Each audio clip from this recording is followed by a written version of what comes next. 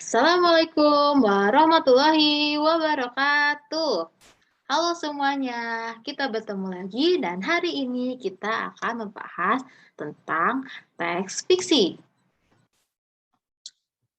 Kalian pasti tidak asing dengan teks fiksi karena teks fiksi merupakan salah satu hal yang sangat erat dengan dunia literasi. Jadi apa itu teks fiksi? Teks fiksi merupakan tulisan yang berdasarkan imajinasi atau rekaan si penulis.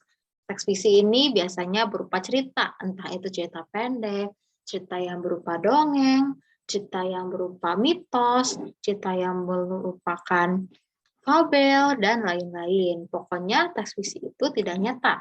Berbeda dengan non-fiksi yang tulisan-tulisannya berisi fakta yang faktual. Beda ya. Jadi teks fiksi itu teks cerita yang tidak nyata, tapi dapat menghibur kita semua selaku pembacanya.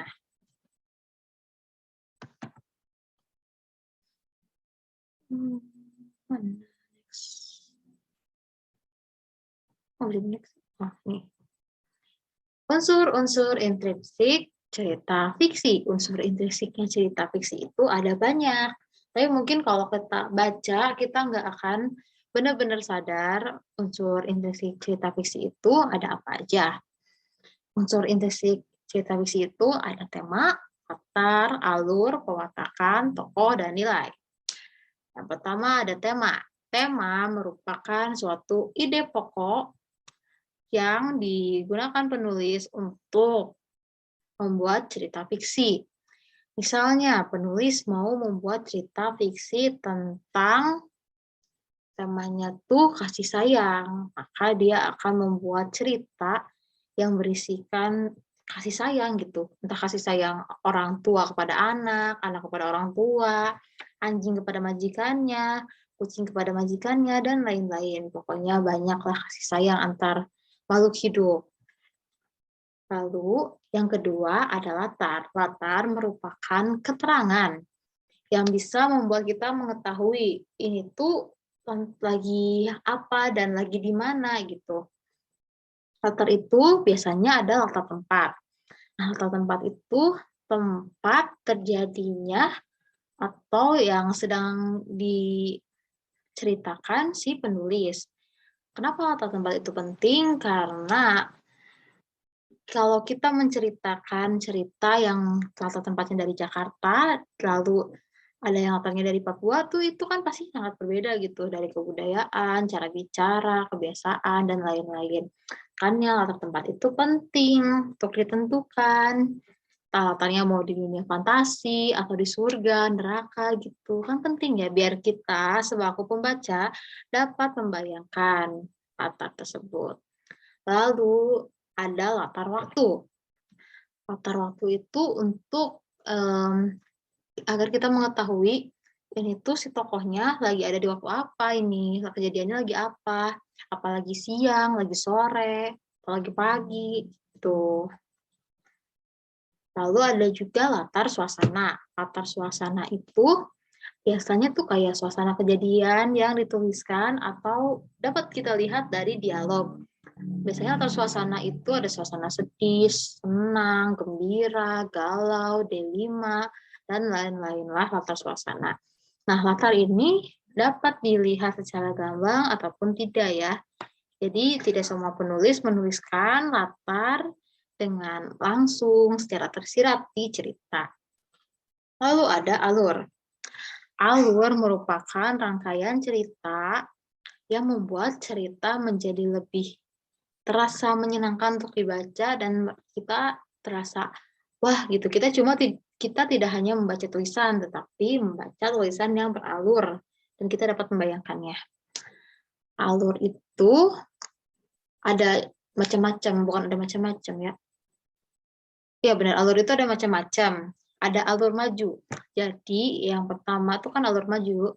Alur maju itu alur yang latarnya tuh bukan latarnya, yang ceritanya tuh terus maju dari masa lalu ke masa depan. Itu alur maju. Yang kedua ada alur mundur, ya berarti kebalikannya alur maju. Dari masa depan ke masa lalu, kayak flashback gitu, cerita masa lalu itu apa aja. Lalu juga ada alur maju mundur.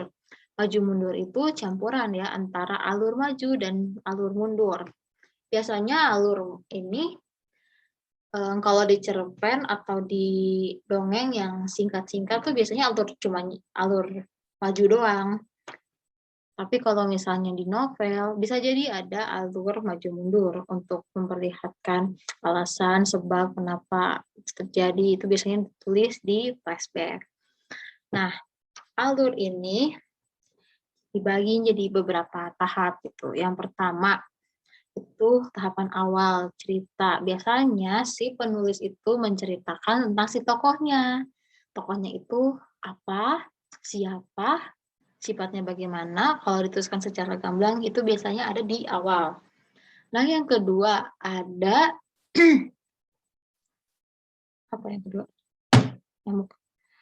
Yang kedua ada permasalahan mulai terjadi.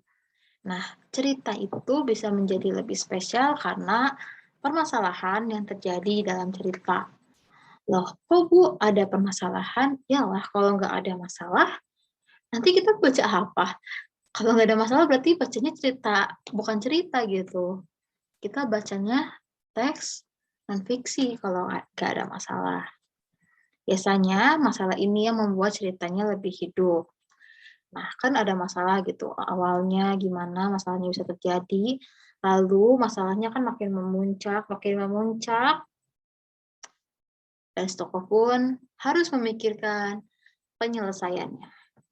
Nah, ketika si tokoh memikirkan penyelesaian, maka masalahnya itu akan, ya, ketegangan di dalam ceritanya itu akan menurun, dan si tokoh menyelesaikan masalahnya, lalu akhir. Biasanya alur cerita itu seperti itu. Nah, lalu ada perwatakan.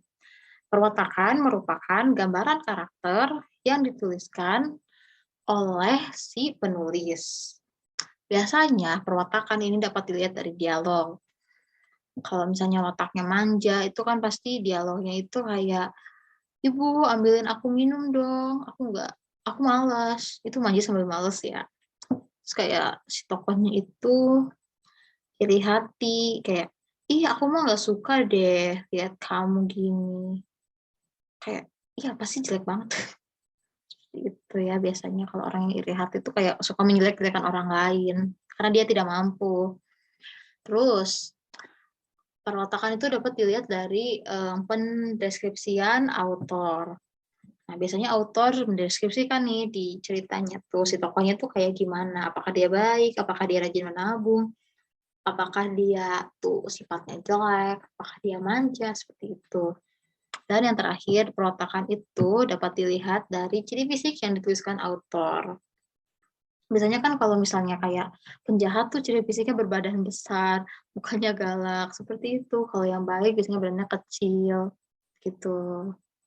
Tapi itu tidak terlalu ngaruh sama apa ya, sifat dari si tokoh tersebut. Nah, tokoh ini ada tokoh utama dan tokoh pembantu. Tokoh utama itu orang yang melakoni cerita, yang utamanya si pemeran utama dan yang paling sering disebutin di cerita itu. Biasanya tokoh itu ada satu, tapi nggak, untuk kemungkinan juga ada dua, ada tiga gitu. Tapi tokoh itu nggak pernah lebih dari 5 biasanya. Kalau dalam cerita yang pendek, tokohnya tuh biasanya cuma 2 gitu sih, protagonis dan antagonis. Nah, yang lain-lainnya itu merupakan tokoh pembantu yang biasanya nggak digambarkan secara jelas oleh si autornya. Tokoh ini bisa kita golongkan menjadi 3 juga ya. Ada tokoh protagonis. Tokoh protagonis biasanya ini nih yang ada di cerita-cerita, yang baik, yang kena masalah. Tokoh protagonis ini merupakan tokoh yang memiliki sifat baik gitu. Biasanya emang jadi tokoh utama di dalam cerita. Nggak tahu kenapa ya, kayaknya udah suatu hal yang wajib itu tokoh protagonis menjadi tokoh yang baik, tokoh yang utama. Tokoh yang kedua ada tokoh antagonis. Nah, antagonis ini si lawannya tokoh protagonis.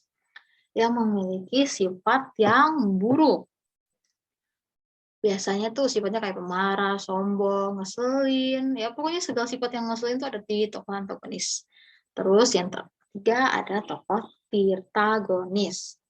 Tokoh protagonis itu bisa jahat ataupun bisa baik gitu, tapi nggak dijelaskan secara gamblang sama si autornya, dan si penulisnya itu juga jarang memunculkan si tokoh yang protagonis ini. Dan yang terakhir, di unsur intrinsik itu ada nilai. Nilai merupakan amanat atau pesan yang ingin diberikan si autornya kepada pembaca. Jadi kayak autor itu mau nyampein apa sih ke kita-kita. Kayak mungkin autornya mau nyampein kalau kasih sayang orang tua itu sepanjang masa, terus atau enggak kita harus menghargai orang lain, dan lain-lain. Nilai itu ada banyak ya.